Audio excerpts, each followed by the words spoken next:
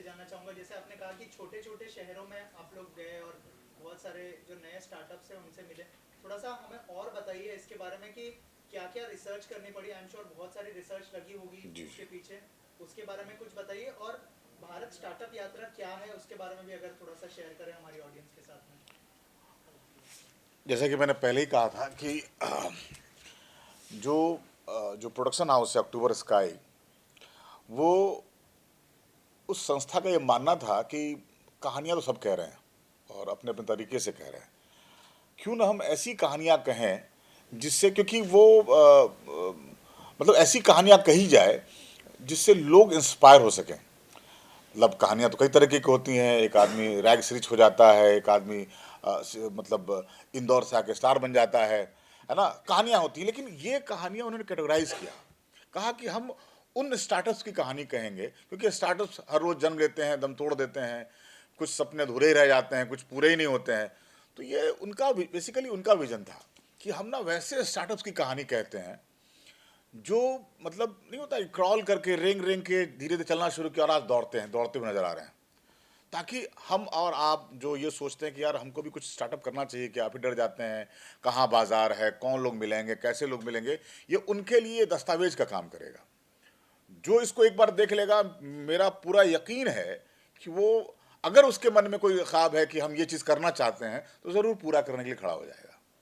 हाँ, रिसर्च बहुत हुई। एक रिसर्च टीम में हमारे एक जर्नलिस्ट हैं, निशाद शमसी, पता नहीं आप लोग सब जानते होंगे, सीएन आईबीएन में रहे हैं वो। उन्होंने रिसर्च किया, उन्होंने कहानी निकाली, और फिर हमने चूज किया कि किसकी कहानी मोर इंस्पायरिंग है। It is not about that who is making crores. ये उनकी भी कहानी है जो होता है ना, 1,000 से शुरू होकर लाख तक भी पहुंचे हैं। तो कहानी पैसन की भी है, पैसन के साथ परसुएसन की भी है, और फिर एक सक्सेस की है। और सफलता को समझना ये बड़ा सापेक्षिक बात है कि आप कैसे देखते हैं। तो हम लोगों ने जिन लोगों को कैटर किया है वो कमाल के लोग हैं। सर अगर मैं गलत हूँ तो थोड़ा मुझे करेक्ट कीजिएगा। शार्क टैंक नाम का एक शो आता है, उसके अंदर बहुत सारे हमने देखा है कि बहुत सारे बिजनेसमैन आते हैं, वहाँ पे इन्वेस्टमेंट की जाती है थ्रू डिफरेंट डिफरेंट बिजनेसमैन। इससे कितना अलग होगा, कितना डिफरेंट होगा, उसके बारे में कुछ बताइए, क्योंकि कई हद तक मैं कनेक्ट कर पा रहा हूँ उस शो से। अगर आप कुछ नहीं, शार्क टैंक में तो ये है कि आप आइडियाज लेके जाते हैं, आपने कुछ उद्यम शुरू किया हुआ है, आपने आइडियाज लेकर गए और आप जाकर वहां से फंडिंग की बात करते हैं कि साहब मैं ये बना रहा हूँ, ये है, और आप सामने वाले बताते हैं कि साहब मैं आपको 5 रुपए दूंगा और 5% स्टेक ले लूंगा। ये वो नहीं है। ये हो सकता है कि ये प्रोग्राम देखने के बाद, ये यात्रा में जिन उद्यमियों को कैटर किया है, उनको ये मतलब ये सीरीज देखकर शायद उनको फंडिंग मिलनी शुरू हो जाए। शायद कोई ऐसा खड़ा हो जाए कि यार ये तो कमाल का चीज कर रहे हैं, इस पे मैं भी आके इन्वेस्ट करूं। तो ये बात है। मैं एक चीज़ ऐड करता हूँ यहाँ। ये जो शो है, जैसे कि आपने शार्क टैंक कहा, उसमें इन्वेस्टमेंट फंडिंग के थ्रू होती है। यहाँ आपका इन्वेस्टमेंट आपका सपना है। तो कितने लोग सपने देखते हैं, और देखने चाहिए। मैं तो ये बोलूँगा कि सपने जितने जितने ज़्यादा देख सकते हो देखो, तभी जाके आप कहीं पहुंच पाओगे। किसी किसी बड़े कलाकार ने शायद कहा था कि अगर आप आसमान पे पहुंचने का सपना देखोगे तो शायद 100वें माले पे पहुंचोगे, लेकिन 100वें माले पे भी पहुंचोगे, इसकी इसका एग्जाम्पल या इसका उदाहरण कहाँ मिल सकता है? तो कितने लोग शायद सपने देखते हैं और सोचते सोचते रह जाते हैं, लेकिन कहीं ना कहीं अगर जिस घर के किसी बच्चे ने या किसी छोटे से गांव में, कस्बे में शायद ऐसी कोई सीरीज देख ली, तो उसके लिए एक प्रमाण बनता है कि अच्छा, ये कर सकता है तो मैं क्यों नहीं। और यही प्रमाण है जो हमें प्रेरित प्रेरित भी करता है, और साथ में हौसला अफजाई भी देता है कि हम भी ये कर सकते हैं। इसका मूल उद्धार जो यही है कि मतलब सपने देखो, और बहुत सारे सपने देखो, और उसके लिए कर्म करो। और देख रहे हो, आपके पास उदाहरण है शायद जिन्होंने इस तरीके से किया। आपके अंदर शायद कोई और एक्स फैक्टर हो, शायद आप उसी चीज़ को किसी दूसरे लेवल पे ले जाए, लेकिन जब प्रमाण आपके पास मिलता है, जब आप देखते हो, तो थोड़ी चीज़ें आसान हो जाती है। एज एन एक्टर मैं ये कहना चाहूँगा कि मुझे ना इंस्पिरेशनल चीज़ें देखना, या जिन लोगों ने बहुत कमाल के काम किए हैं, दुनिया को नहीं पता है, कितने सारे लोग हैं, हम बायोग्राफीज बनाते हैं। तो मेरी मूल धारा से बहुत इच्छा ये होती है कि मैं बायोग्राफीज करना चाहूँ। तो असल में उसका कारण तो यही है कि किसी ने इतना कमाल कुछ किया है जो लोगों को पता ही नहीं है। वो पता चले। तो इस यात्रा के दौरान मैं कई बायोग्राफीज देखूंगा और कई बायोग्राफीज आपके सामने आएंगी और आपके लिए कितने सारे एवेन्यूज खुल सकते हैं और उसी को देख के शायद आप एक अपना नया रास्ता निकाल सकें। तो उस लिहाज में भी ये काफ़ी इंस्पायरिंग और काफ़ी I think it's a great service जो हम कोशिश कर रहे हैं। एक हमारे देश को छोटे से गांव से लोग निकलें, बड़ा काम करें और ये हमारे हमारे लिए ही नहीं, हमारे देश के लिए बहुत बड़ी सक्सेसफुल चीज़ होगी अगर हम इस तरीके से कुछ अचीव कर पाएँ तो। इसी से जुड़ा एक सवाल है, आपका जो किरदार था संदीप भैया का, उससे बहुत सारे लोग यंगस्टर्स स्पेशली बहुत इंस्पायर होते हैं। तो जब आप किसी भी शो को चूज करते हैं या फिर थोड़ा सा ध्यान रखते हैं कि वो लोगों को इंस्पायर भी करे, गलत डायरेक्शन में ना ले जाए, और सर की तरफ से जब अप्रोच किया गया तो क्या रिएक्शन था, कितना सोचा, कितना कन्विंस करना पड़ा आपको, उस बारे में कुछ शेयर करेगा? तो सबसे पहले तो मैं बताऊं कि ये शशि जी जो हैं ये सिर्फ डायरेक्टर ही नहीं, सिर्फ एक्टर ही नहीं, सिर्फ प्रोड्यूसर ही नहीं, शशि जी एक बहुत उम्दा इंसान है और इनका विजन बहुत बहुत बड़ा है। और मुझे ऐसा लगा जैसे कि इन्होंने कहा कि किसी के पैशन में, जैसे इन्होंने जो भी स्टार्टअप्स खड़े कर रहे हैं और आज इस पैशन के साथ जो काम कर रहे हैं उनको एक जगह पहुंचा रहे हैं, तो ये उस पैशन को दिखाना चाह रहे हैं। तो इनके इस पैशन में मुझे जुड़ने का हिस्सा मिला, तो ये मेरे लिए बहुत ही सौभाग्यशाली ऑफर कह सकते हैं, क्या बोलते हैं हिंदी में और बहरहाल उसके अलावा हमारा इसके पीछे भी बहुत ही प्यार है, एक दूसरे को लेकर सम्मान है, रिस्पेक्ट है और एक दूसरे की काम को लेकर वी लुक अप टू। तो मेरे लिए ये बिल्कुल मुश्किल नहीं था ये काम करना। और मैं जिस सोच में है, मेरी जो सोच है और ये भी जानते ही हैं, तो उसी दिशा में जा रहा है। तो हम मिलके सोच रहे हैं कि कुछ अच्छा क्रिएट कर सकें, एक अच्छी यात्रा लोगों के लिए दे सकें और प्रेरित कर सकें लोगों को। तो यही हमारा उद्देश्य है। वो जो पहला सवाल था उसका भी आंसर कर दीजिए कि थोड़ा सा ध्यान रखते हैं, संदीप भैया के किरदार से बहुत सारे लोग इंस्पायर होते हैं, तो क्या थोड़ा सा ध्यान रखते हैं आप प्रोजेक्ट चूज करने के लिए?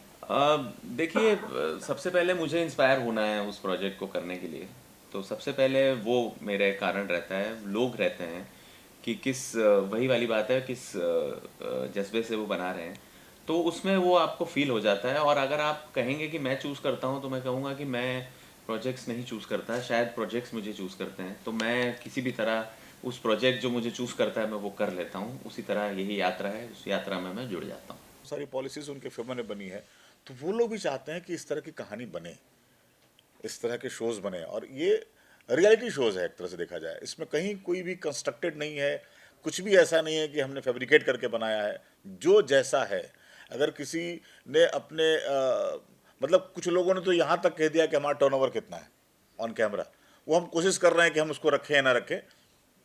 तो ये ईमानदार कोशिश है। और सारे मतलब जितने सेगमेंट हैं इसके, वो मुझे लगता है कि सरकार अगर देख रही है, अगर सरकार ने वे पे इसको कहा है रखने के लिए और सरकार पूरी सपोर्ट के साथ कहा है उन्होंने, तो इसलिए भी कहा होगा कि उनको लगा होगा कि ये वो बातें हैं जो सरकार भी कहना चाहती है लोगों को। ऐसे एक शो आपके जैसा ऑलरेडी थोड़े दिन पहले लॉन्च हुआ था, तो उनका दावा है कि आप हमारे पास आओ, आपका प्रोजेक्ट लेके हम सिलेक्ट करेंगे, होने के बाद हम पूरा आपको फंडिंग करेंगे, आपको कहीं जाने की जरूरत नहीं। तो वैसे कुछ योजना आपके पास है? नहीं, पहले तो इस शो के बारे में जानकारी तो नहीं है। हमारी योजना में तो है कि अगर मतलब जैसे जैसे सीज़न बढ़ेगा तो हम शायद ये इकोसिस्टम क्रिएट कर पाएँ कि कोई स्टार्टअप अगर हमारे पास आता है और हमें लगता है कि स्टार्टअप को सपोर्ट करना चाहिए, तो हम अपने इकोसिस्टम से उसको सपोर्ट करने की कोशिश करेंगे। सर जी, एक सवाल आपसे। जी, आपकी यात्रा तो ऑलरेडी शुरू हो गई है, जैसे सर ने बोला 6 एपिसोड हो गए, कहाँ से शुरुआत की और कहाँ कहाँ पहुँचे और कहाँ जाना चाहोगे? स्टार्टअप यात्रा। देखिए, अभी शूटिंग का प्रोसेस चल रहा है, कुछ एपिसोड शूट हुए हैं, कुछ एपिसोड्स हो रहे हैं। और जैसे कि उन्होंने कहा कि जिस तरीके से रिसर्च टीम काम कर रही है, तो भारत में जहाँ भी होगा हम वहाँ पहुँच जाएंगे, वहाँ हम शूट करेंगे। और जिसकी लगा कि ये कहानी दिखाना बहुत ज़रूरी है, तो हम वहाँ जाके शूट करेंगे। और ये तो भी शुरुआत है, हम लोग कोशिश करेंगे कि जितना ज़्यादा हो सके भारत के छोटे छोटे कस्बों की, जहाँ जहाँ की कहानी हम पहुँचा सकें, हम कोशिश करेंगे वो पहुँचाएँ। एंड बहुत सारे प्रोसेसेस चालू भी हैं बहुत बहुत जगहों से, कहाँ कहाँ से हम जा सकते हैं, तो सारी फिजिबिलिटी देखनी होती है और उस तरीके से फिर हम लोग शूट करेंगे एंड प्लान करेंगे and will try to cover the maximum. अभी हम लोग जयपुर, कानपुर, पटना किए हैं। अभी हम लोग चंडीगढ़, देहरादून, गुवाहाटी, बनारस, ये 4 सीटें भी वापस योजना है हमें। तो उसमें एक और इंटरेस्टिंग बात है कि अगर कोई एपिसोड को देखेगा ना, तो जो भी एंटरप्रेन्योर है जो अपनी कहानी कह रहे हैं, वो अनुभव उनके खुद के अनुभव हो सकते हैं देखने वाले को। उनको समझ में आ जाएगा कि स्टार्टअप कैसे शुरू हुआ, हमने कैसे फंडिंग ली। जाहिर सी बात है, एक्सपीरियंस हो गया ना कि आप तो वो जो बात कर रहे हैं वो रियल बात कर रहे हैं, कैसे उन्होंने फंडिंग ली। तो सामने वाला अगर कोई देख रहा है तो उसको भी समझ में आया, अच्छा ये तरीका है।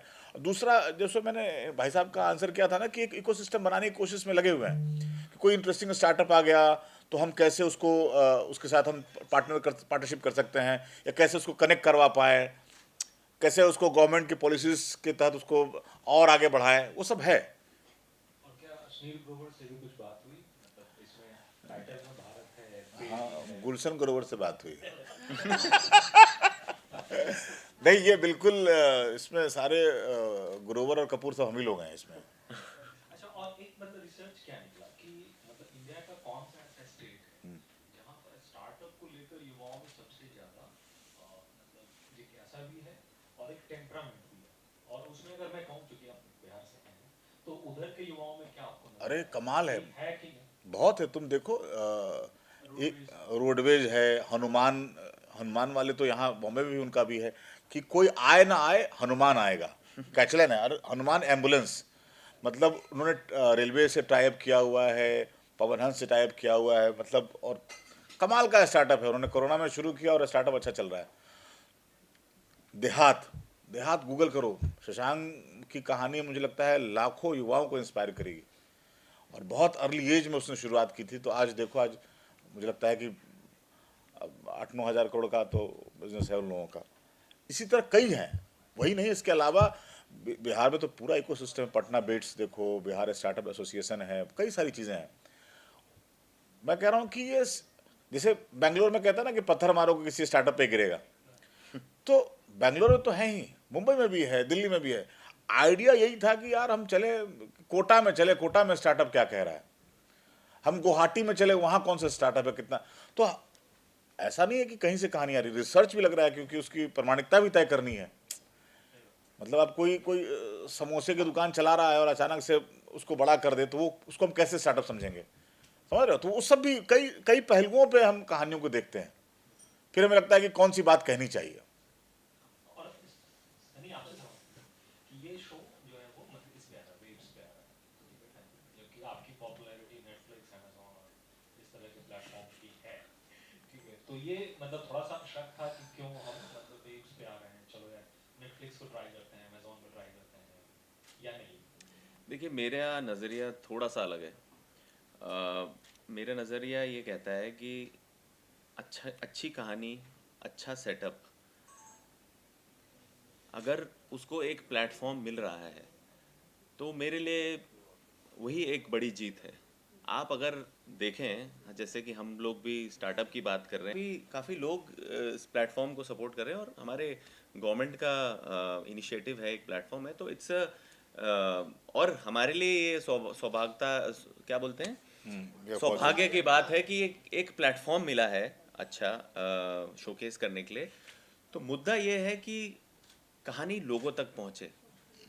अगर कहानी में बात है तो वो किसी भी प्लेटफॉर्म पे पहुँचेगी, किसी भी प्लेटफॉर्म से वो बात पहुँचेगी।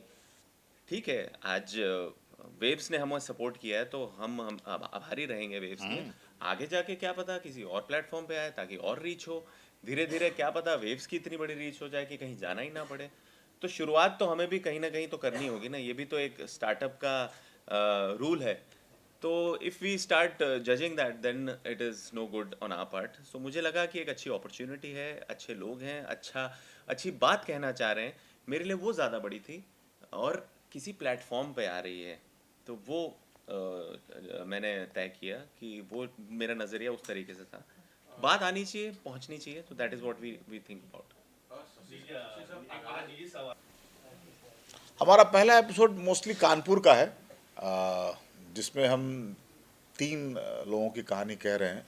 एक जैसा सनी ने कहा कि एक व्यक्ति हैं जो बहुत बड़ी नौकरी छोड़ करके पहुंचे थे कानपुर अपने शहर में अपने एक फिरंग दोस्त को घुमाने के लिए, और गंगा के तट पे घूम रहे थे। तो फिरंग दोस्त ने कहा कि यार तुम्हारा पास इतनी सुंदर नदी बह रही है, इतना गंदा किए हुए हो, क्या फ़ायदा तुम्हारे पढ़े लिखे होने का, और क्यों अपने शहर के लिए कुछ नहीं करते हो। तो वहाँ से, क्योंकि उस नहीं नदियों में फूल वगैरह डालते हैं, पास से मंदिर है, तो उस व्यक्ति ने सब कुछ छोड़ करके इस बात को दिल पे लगाया और वो फूल नाम का आज के डेट में एक ब्रांड बनाया है और बहुत बड़ा ब्रांड है। तो इस तरह की कहानी है। फिर वहीं पे एक महिला की कहानी है जो लेदर फैक्ट्रीज के लिए काफ़ी काम, लेदर प्रोडक्ट का काम किया उन्होंने। फिर एक सात्विका फूड करके है जो कोरोना काल में कैसे अपने आप को बड़ा किया। तो ये है पहला episode. Thank you so much. Thank you.